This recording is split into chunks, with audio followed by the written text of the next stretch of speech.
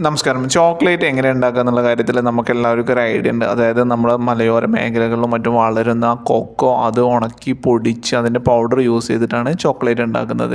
പക്ഷേ ഈ ഒരു ചോക്ലേറ്റ് അല്ലെങ്കിൽ കൊക്കോ പൗഡറിന് ഏതെങ്കിലും ഒരു ആൾട്ടർനേറ്റീവ് ഉണ്ടോ? അതോ കൊക്കോ പൗഡർ യൂസ് ചെയ്യാതിരിക്കുന്ന അവസരങ്ങളിൽ നമുക്ക് വേറെ ഏതെങ്കിലും സാധനങ്ങളുണ്ടോ എന്നുള്ളൊരു ചോദ്യം വളരെ പ്രസക്തമാണ്. അപ്പോൾ ഈ ചോദ്യത്തിൻ്റെ ഉത്തരം ഉണ്ട് എന്നുള്ളതാണ്. ഇതിൻ്റെ പേരാണ് കൊക്കോ ബട്ടർ ഈക്വലൻ്റ് എന്ന് പറഞ്ഞിട്ടുള്ള കാര്യം.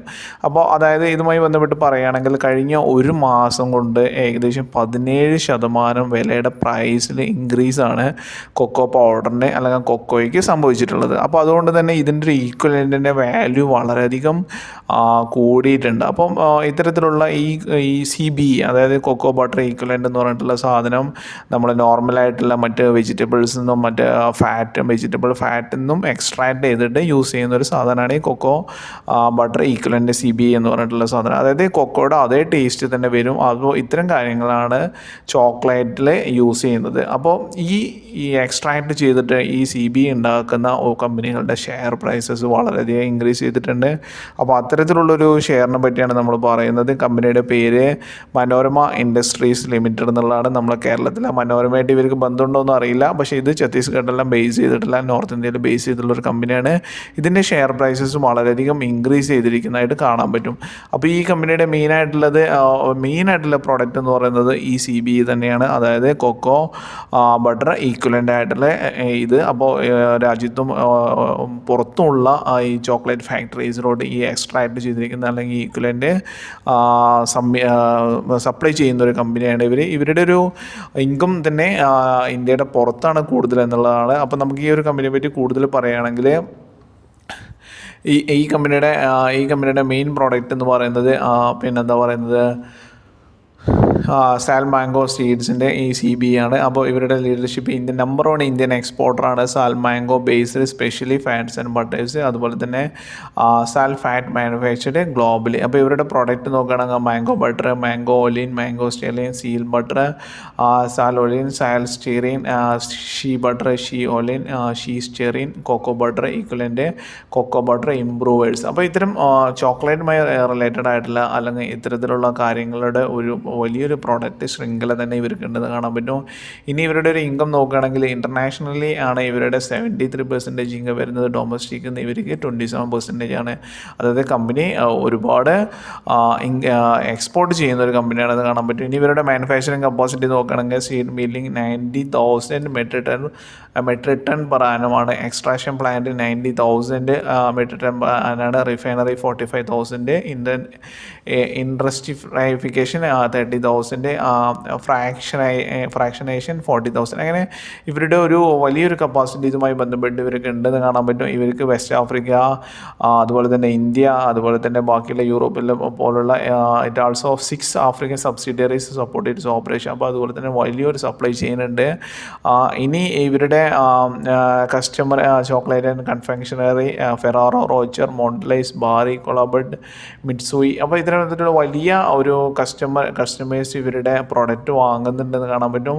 പിന്നെ അതുപോലെ തന്നെ അവരുടെ ഏറ്റവും വലിയ ഒരു ഇതെന്ന് പറയുന്നത് ഏറ്റവും ലേറ്റസ്റ്റ് ആയ റിപ്പോർട്ട് പ്രകാരം അവർ ഹയസ്റ്റ് ഇൻകം എല്ലാം പബ്ലിഷ് ചെയ്തിട്ടുണ്ടെന്ന് കാണാൻ പറ്റും. ഇനി ഇവരുടെ ഒരു ഗ്രാഫ് ഇതാണ്. ഓൾ ടൈം ഗ്രാഫ് നോക്കുമ്പോൾ തന്നെ നമുക്കറിയാം ഗ്രാജുവലി ഗ്രാഫ് ഇൻക്രീസ് ചെയ്തിരിക്കുന്നത് കാണാൻ പറ്റും.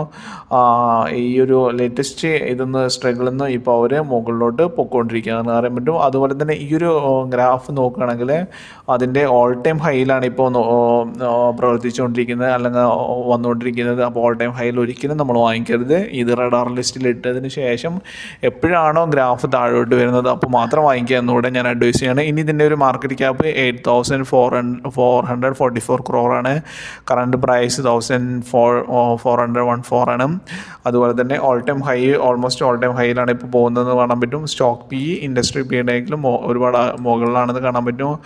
ROCയും ROEയും വളരെ ഇമ്പ്രൂവ്ഡ് ആണ്. 23-28% ആണ്. 20 above% വരുന്ന ROCയും ROEയും നല്ല പെർഫോമൻസ് തന്നെ ആയിരിക്കും. സ്ട്രോങ് ആണെന്ന് നമുക്ക് കാണാൻ പറ്റും. പ്രൊമോട്ടർ ഹോൾഡിംഗ് 54% പ്രൊമോട്ടേഴ്സിൻ്റെ കയ്യിൽ തന്നെയാണ് ഹോൾഡിംഗ് ഉള്ളത്. ഇതെല്ലാം കാണിക്കുന്നത് ഫണ്ടമെൻ്റലി കമ്പനി സ്ട്രോങ് ആണെന്നുള്ളതാണ്. ബിസിനസ്സിന് ഫ്യൂച്ചർ ഉണ്ടെന്ന് കാണാൻ പറ്റും.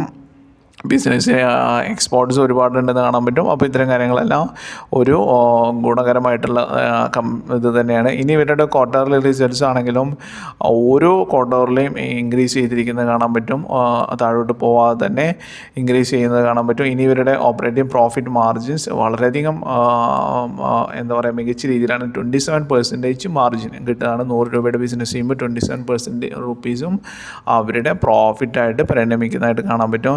ഇനി ഇയർലി ബേസിസ് നോക്കുകയാണെങ്കിൽ ഒരു 10% നല്ല അറൗണ്ട് ഓരോ ഇയറും ഇവരുടെ സെയിൽസ് നോക്കുകയാണെങ്കിൽ മേ ബി 20% ഓളം ഇൻക്രീസ് ചെയ്യുന്നതായിട്ട് കാണാൻ പറ്റും. ഓപ്പറേറ്റിംഗ് പ്രോഫിറ്റ് മാർജിൻ 25 തന്നെ കിടക്കുന്നുണ്ട് ഇയർലി ബേസിസ് നോക്കുമ്പോൾ. പിന്നെ ടാക്സ് അവർ കൃത്യമായിട്ട് തന്നെ അടയ്ക്കുന്നതായിട്ട് കാണാൻ പറ്റും.